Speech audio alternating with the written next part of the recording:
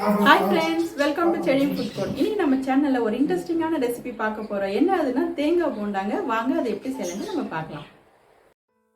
First வந்துட்டு ஒரு பவுல்ல நம்ம வந்து தேங்காய் எடுத்துக்கலாங்க. நான் இந்த மாதிரி துருவி வச்சிருக்கேன். நீங்க வேணும்னா பீசஸா கட் பண்ணிட்டு மிக்ஸில போட்டு கூட ஒரு கிரைண்ட் பண்ணிக்கலாங்க.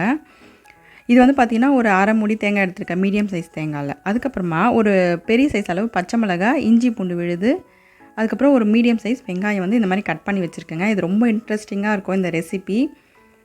ஓகே, இது கூட வந்துட்டு நான் ஒரு அரை டீஸ்பூன் அளவுக்கு சோம்பு சேர்த்துக்கோங்க. இது எல்லாத்தையும் ஒரு வாட்டி நல்லா மிக்ஸ் பண்ணிக்கோங்க. அப்போ தான் வந்துட்டு அந்த வெங்காயம், பச்சை மிளகாய் எல்லாமே எல்லா பக்கமும் இருக்கும். ஸோ மிக்ஸ் பண்ண அப்புறமா நம்ம வந்து இப்போ என்ன பண்ண போகிறோம் அப்படின்னா, இது கூட மஞ்சத்தூள் ஆட் பண்ண போகிறோம். மஞ்சத்தூள் ஆட் பண்ணிவிட்டு நல்லா வந்து மிக்ஸ் பண்ணி விட்டுருங்க. இது வந்து டீ குடிக்கும் போதெல்லாம் வச்சுன்னு சாப்பிட்டிங்கன்னா செம்ம சூப்பராக இருக்குங்க. ஓகே, உப்பு கொஞ்சமாக ஆட் பண்ணிக்கோங்க. இதில் வந்து பார்த்திங்கன்னா தண்ணி வந்து கொஞ்சம் பார்த்து தாங்க ஊற்றணும். ஏன்னா அந்த வெங்காயம் தேங்காய்லேருந்தே கொஞ்சம் தண்ணி வர ஆரம்பிக்கும் இல்லையா, அதனால்.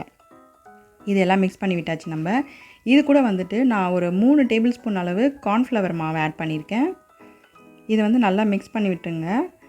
இது வந்து பார்த்திங்கன்னா அந்த கார்ன்ஃப்ளவர் மாவும் மைதா தான் வந்துட்டு அந்த தேங்காவை நல்லா ஒட்டும். அப்போ தான் வந்து நம்ம அந்த பால்ஸ் மாதிரி போட முடியும். ஸோ இப்போது இது எல்லா பக்கமும் நல்லா அந்த கார்ன்ஃப்ளவர் மாவு வர மாதிரி நீங்கள் எல்லாமே வந்து நல்லா மிக்ஸ் பண்ணி விடணும். 4 டேபிள் ஸ்பூன் மைதா, 3 டேபிள் ஸ்பூன் கார்ன்ஃப்ளவர் மாவு. அந்த கார்ன்ஃப்ளவர் மாவு போட்டோம் அப்படின்னா நல்லா கிறிஸ்பியாக இருக்கும். தண்ணி வந்துட்டு நான் கொஞ்சமாக ஊற்றுறேன்.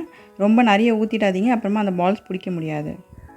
ஸோ கொஞ்சம் கொஞ்சமாக ஊற்றி தான் நம்ம வந்து எல்லாம் மிக்ஸ் பண்ணி விடணும். இப்போ வந்துட்டு நம்ம கையிலே வந்து நல்லா அதை பிசைஞ்சிக்கலாம். அப்படியே வந்து நல்லா உருண்டை வர மாதிரி அது இருக்கணும். அதுதான் வந்து கரெக்டான கன்சிஸ்டன்சி. இங்கே பாருங்கள், அப்படியே ஒட்டணும். இங்கே பாருங்கள், கொஞ்சம் உதிரியாக வந்துச்சு அப்படின்னா சரியாக இதாகலைன்னு அர்த்தம், ஒட்டலைன்னு அர்த்தம். இப்போ நான் கொஞ்சமாக எடுத்து போட்டு காட்டுறேன் பாருங்கள். இந்த மாதிரி வந்துட்டு சின்ன சின்னதாக எடுக்கணும். அது எடுத்து போடும்போது உதிரியாக வந்துச்சு அப்படின்னா சரியாக வந்து மாவு அதில் பைண்ட் ஆகலைன்னு அர்த்தம்.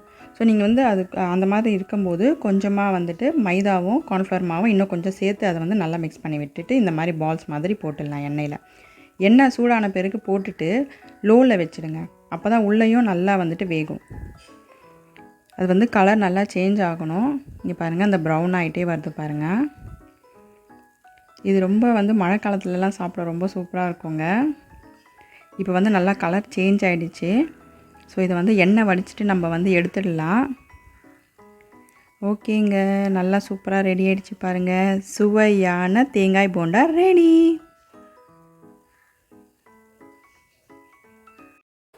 என்ன ஃப்ரெண்ட்ஸ், இந்த இன்ட்ரெஸ்டிங்கான ரெசிபி பார்த்து என்ஜாய் பண்ணிங்களா? மறக்காமல் இதை உங்கள் வீட்டில் செஞ்சு பாருங்கள். அது மட்டும் இல்லைங்க, இந்த சேனலை வந்து சப்ஸ்கிரைப் பண்ணுங்கள், லைக் பண்ணுங்கள், ஷேர் பண்ணுங்கள். நன்றி.